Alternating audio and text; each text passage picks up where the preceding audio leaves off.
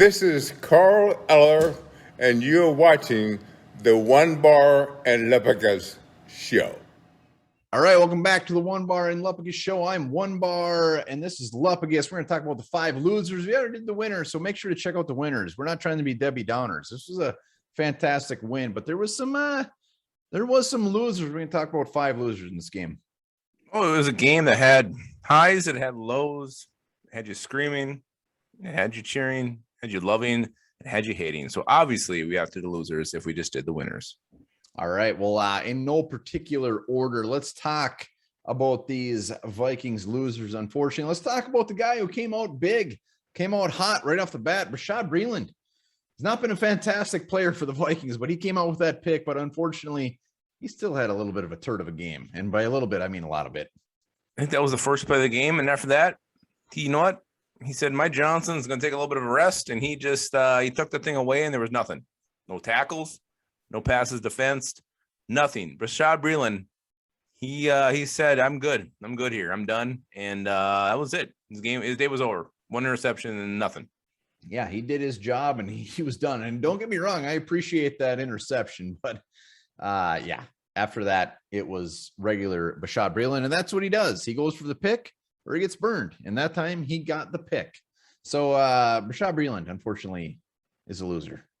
He's a loser because I appreciate the interception. We should say it. That seemed a little harsh. Just like you. But where was he after that? Great players continue to make great plays throughout the game, and he disappeared. All right, next loser of this game anyways, we got to go back to the head coach, Mike Zimmer. The Vikings still penalty riddled, 11 penalties this game, and whoever that is on, the player or whatever, it all comes back to the head coach. So you're damn right we're putting Zimmer on this list.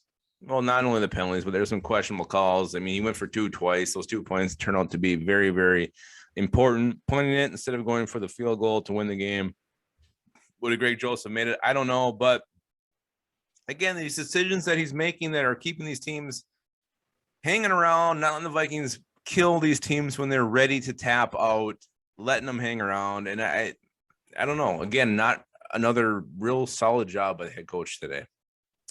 Yeah, well, hopefully he comes back with vengeance against the Cowboys. But until then, he is on our loser list. Next up, D.D. Westbrook. D.D. Westbrook had 2 catches for 13 yards. Had a good catch early in the game, but I think this comes down to more his special teams play, punt returns.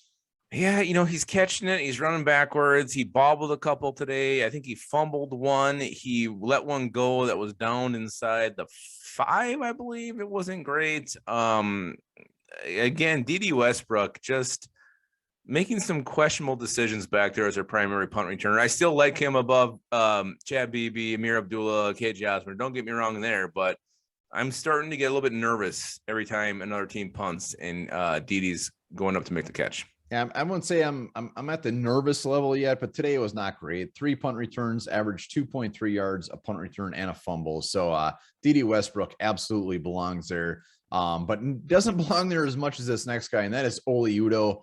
I don't even know how many penalties had.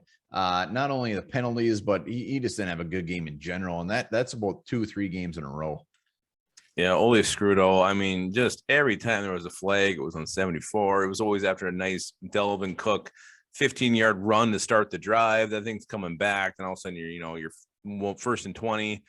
Ole Udoh, first 3 games are great. He's taken a major nosedive since then. And again, like we talked about in our post-game live, if this continues, I think he's got one more game before they try Wyatt Davis. And this is why he took Wyatt Davis in the 3rd round. And even so, Ole Udoh should still be given kudos for, just the fact that he earned a starting job this year.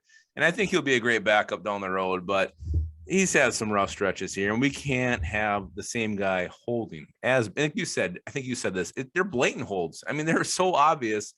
Even the most diehard purple lensed Vikings fan has to admit this guy's holding. He's holding bad.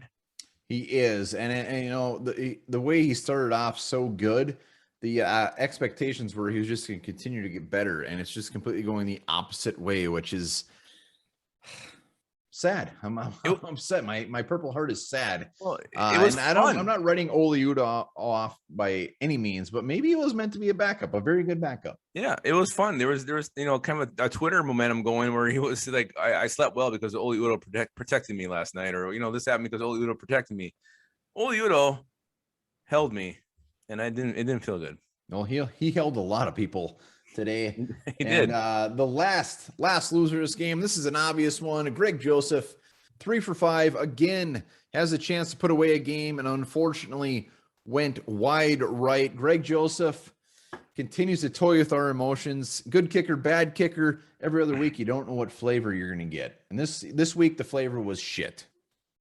No, I would say strawberry ice cream, one of the worst ice cream available. Tasted like shit. You like strawberry ice cream? I like it better than shit. I might try shit before I try strawberry. I don't mind strawberry ice cream. In the words of a wise man named Mitch, he said, "Do your mother effing job, Greg Joseph." And he hasn't done his job. We saw it last week against Detroit. You kick a field goal to ice the game. He missed that one. Detroit all of a sudden comes back. Same thing this game. Got a chance, go up by 2 scores. He misses the field goal. All of a sudden, not 2 scores, but even more 2 scores, 14 points. Misses the field goal. All of a sudden, the Panthers have new life. It flipped the game. It's just happened twice now. Greg Joseph. And those 2 kicks he made, they were horrible. They went way right. They weren't even close. I don't know what the hell he was looking at. What the hell happened there? I was back on the Greg Joseph bandwagon. I was comfortable with him as a kicker. Now I'm completely off it. I'm not saying we need to make a move, but Jesus Christ, I'm going to hold my breath every single time he kicks now because what are you going to get? You don't know what you're going to get.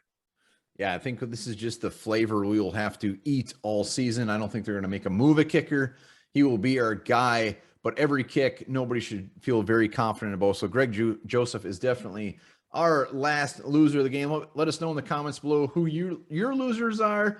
Make sure to hit up our Patreon page, link in the description. And regardless of these 5 losers, the Vikings did get the win, and we are 500. Boom. We are 500, and if you don't sign for Patreon, you are on this list. Damn right. All right. Maybe not. Maybe that's a little harsh, but this isn't harsh. This is true. Farting helps reduce high blood pressure and is good for your health. So rip away, boys. Rip away.